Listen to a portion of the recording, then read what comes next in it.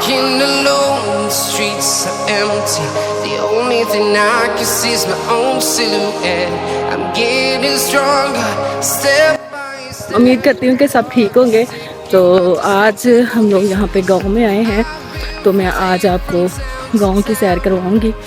तो चलिए मेरे साथ बाग में भी जाते हैं और आपको गांव की सैर करवाते हैं। और ये पिंड दी सवारी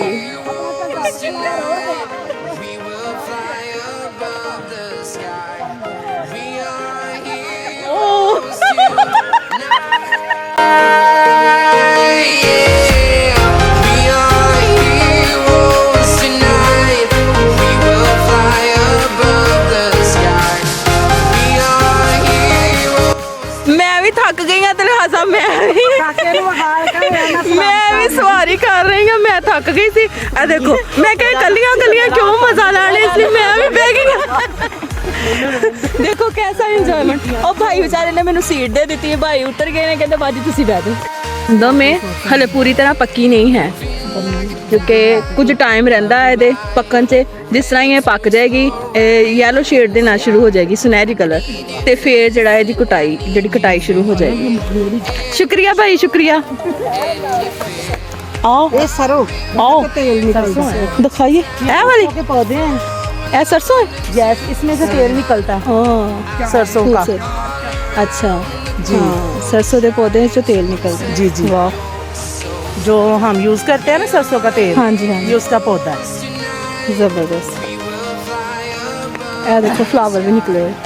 हाँ जी, येलो फ्लावर इसके होते हैं, जैसे सरसों के होते हैं येलो। हाँ जी हाँ जी। ये जवा कुछ इस तरह का नाम ले रहा है। ये जवा है जो बकरियों को डालते हैं। ये हमारे गांव का गोबर है और ये फसल में डाला जाता है।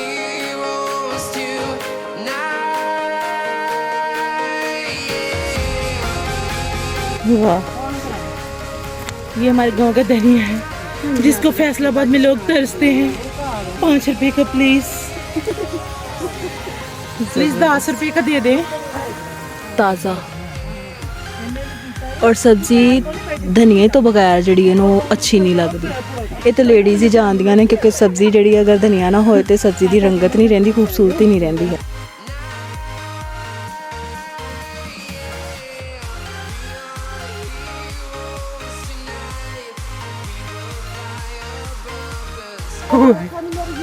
इत्थे भट्ठा भी कोल साडे। पौधा कह रहे खांसी वास्ते बहुत मुफीद है कि इनू जला के खाया जाए तो खांसी जी खत्म हो जाती है। भट्ठे दे सारे जोड़े मजदूर लगे हुए ने ते इट्टा बना रहे हैं। अज तुहानू लाइव दिखा रहे हैं कि इट्टा बना रहे हैं या इत्थे किस तरह कुछ बना के इट्टा बना के रखिया हुई ने।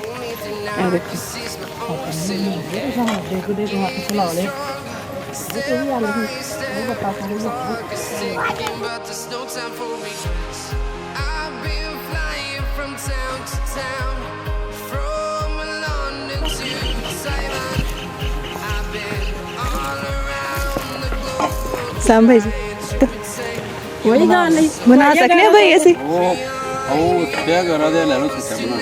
ये हमारे गांव का भट्ठा है और मिस नबीला अब ईट बनाएंगी। मैं तो ईट बना के दिखा रही हूँ।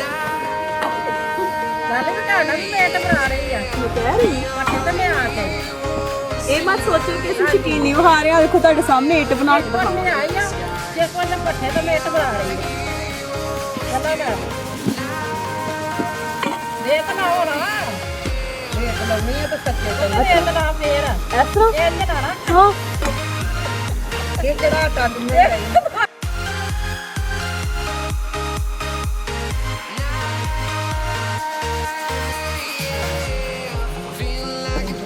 जिन्ना नजर आंदा आसान है ना, आसान काम नहीं है,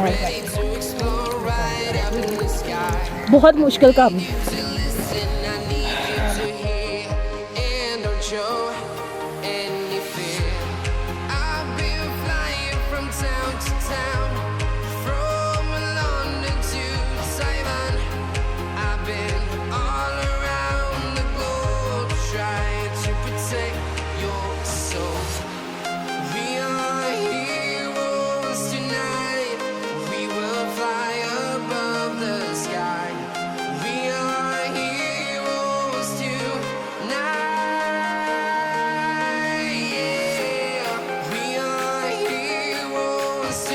ਲੇਕਿਨ ਇੱਕ ਕੋਸ਼ਿਸ਼ ਕੀਤੀ ਤਾਂ ਕਿ ਅਸੀਂ ਮਹਿਸੂਸ ਕਰ ਸਕੀਏ ਔਰ ਮੇਰਾ ਤਾਂ ਐਕਸਪੀਰੀਅੰਸ ਰਿਹਾ ਕਿ ਐਡਾ ਆਸਾਨ ਕੰਮ ਨਹੀਂ ਹੈ ਜਿੱਦਾਂ ਈਜ਼ੀ ਨਜ਼ਰ ਆਉਂਦਾ ਹੈ, ਕਿਉਂਕਿ ਇਹ ਬਹੁਤ ਮਿਹਨਤ ਵਾਲਾ ਕੰਮ ਹੈ। ਤੇ ਤੁਸੀਂ ਦੇਖ ਸਕਦੇ ਹੋ ਕਿ ਕਿਸ ਤਰ੍ਹਾਂ ਲੱਗੇ ਹੋਏ ਨੇ ਸਾਰੇ ਲੋਕ ਆਪਣੀ ਫੈਮਿਲੀ ਦੇ ਨਾਲ। ਇੱਥੇ ਬੱਚੇ ਵੀ ਤੁਸੀਂ ਦੇਖੇ ਸਨ ਵੀਡੀਓਜ਼ ਦੇ ਵਿੱਚ। ਹਾਂਜੀ, ਇਹ ਦੇਖੋ ਪਿੱਛੇ ਫੈਮਿਲੀ ਲੱਗੀ ਹੋਈ ਹੈ ਔਰ ਬੱਚੇ ਵੀ ਨਾਲ ਹੀ ਇੱਥੇ ਬੈਠੇ ਹੋਏ ਕੰਮ ਕਰਵਾ ਰਹੇ ਨੇ। ਤੇ ਆਸਾਨ ਕੰਮ ਨਹੀਂ, ਇਸ ਲਈ ਲਿਹਾਜ਼ਾ ਸਭ ਲੋਕ ਜਿਹੜੇ ਦੇਖ ਰਹੇ ਨੇ ਇਹਨਾਂ ਲੋਕਾਂ ਲਈ ਦੁਆ ਵੀ ਜ਼ਰੂਰ ਕਰਿਆ ਕਰੋ। जो हमारे बहन भाई मेहनत कर रहे हैं, इनकी ईंटें बनाने की वजह से हम अपने घर बना पाते हैं। ਬੇਸ਼ੱਕ खुदावंद ਦੇਖੋ का ਕਿੰਨੀ शुक्र है। ਮਿਹਨਤ ਦੇ ਨਾਲ ਉਹ ਇੰਟਾਂ ਬਣਾ ਕੇ ਸਾਡੇ ਤੱਕ ਪਹੁੰਚਾਉਂਦੇ ਨੇ।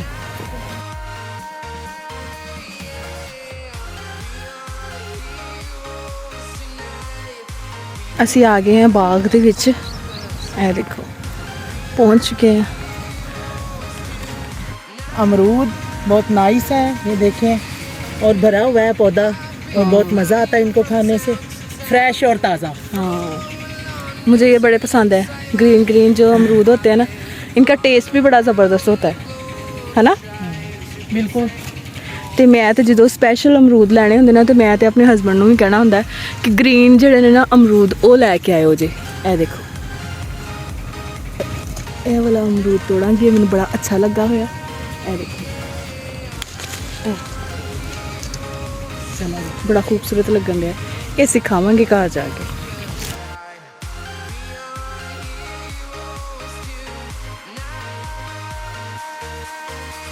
ਹਾਂਜੀ, ਅਮਰੂਦ ਅਸੀਂ ਕੱਟ ਲਏ ਨੇ। ਹੁਣ ਅਸੀਂ ਵਾਪਸ ਆ ਗਏ ਆ, ਅਮਰੂਦ ਕੱਟ ਕੇ ਅਸੀਂ ਖਾਣ ਲੱਗੇ ਆ ਤੇ ਉਹ ਫੇਰ ਕੇ ਬਾਗ ਚੋਂ ਵਾਪਸ ਆ ਗਏ ਆ ਘਰ। ਤੇ ਇਹ ਹੁਣ ਅਸੀਂ ਗਾਈਆਂ ਦੇ ਵਾਸਤੇ ਬਣਾਉਣ ਲੱਗੇ ਆ ਚਾਰਾ। ਤੇ ਹੁਣ ਤੁਹਾਡੇ ਨਾਲ ਮਿਲ ਕੇ ਅਸੀਂ ਚਾਰਾ ਵੀ ਬਣਾਵਾਂਗੇ ਤੇ ਟਰਾਈ ਕਰਾਂਗੇ ਜਿਵੇਂ ਅਸੀਂ ਇੱਟਾਂ ਤੇ ਟਰਾਈ ਕੀਤੀ ਸੀ। ਉਹ ਵੇਖੋ ਗਾਈਆਂ, ਇਹ ਸਾਡੇ ਬਾਬਾ ਜੀ ਦੀ ਗਾਈ ਹੈ। ਅਸੀਂ ਕਿਹਾ ਤੁਹਾਨੂੰ ਵਹਾ ਦਈਏ। ਚਲੋ ਜੀ ਸ਼ੁਰੂ ਕਰੀਏ।